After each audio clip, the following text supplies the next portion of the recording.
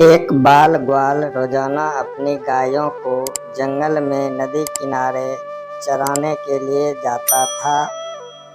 जंगल में वह नित्य प्रतिदिन एक संत के यौगिक क्रियाकलाप देखता था। संत आँखें और नाक बंद कर कुछ यौगिक क्रियाएं करते थे।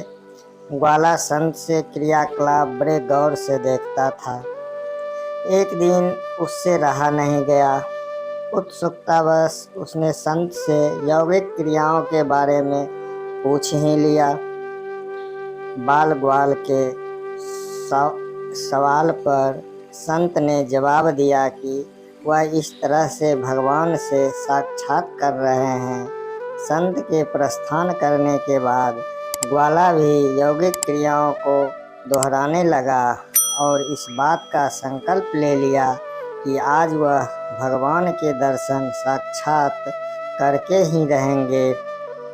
ग्वाले ने अपनी दोनों आंखें बंद कर ली और नाक को जोर से दबा लिया।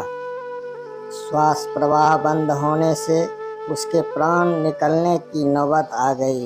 इधर कैलाश पर्वत पर महादेव का आसन डोलने लगा।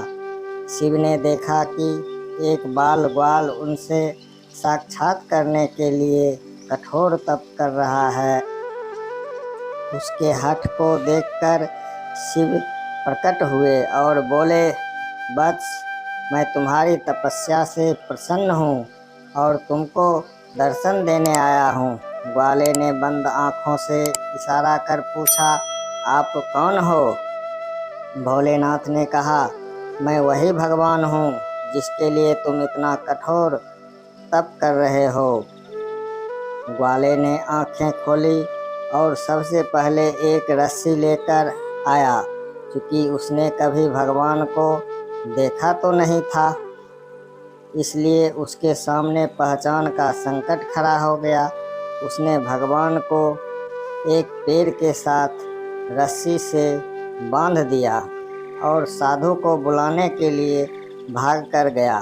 संत तुरंत उसकी बातों पर यकीन करते हुए दौड़े हुए आए, लेकिन संत को कहीं पर भी भगवान नजर नहीं आए। संत ने बाल ग्वाल से कहा, मुझे तो कहीं नहीं दिख रहे हैं। तब ग्वाले ने भगवान से पूछा, प्रभु, आप यदि सही में भगवान हो तो साधु महाराज को दिख क्यों नहीं रहे हो?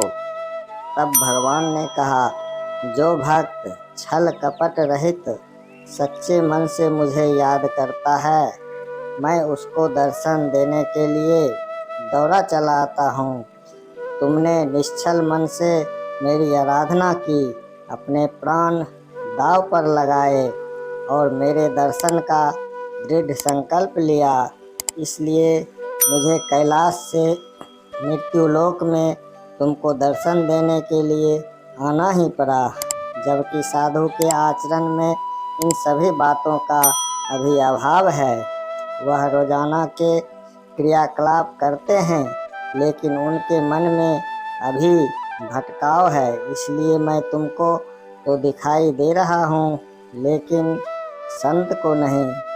दोस्तों, अगर यह कहानी अच्छा लगा हो तो लाइक, कमेंट, शेयर ज़रूर कीजिएगा। नमस्कार।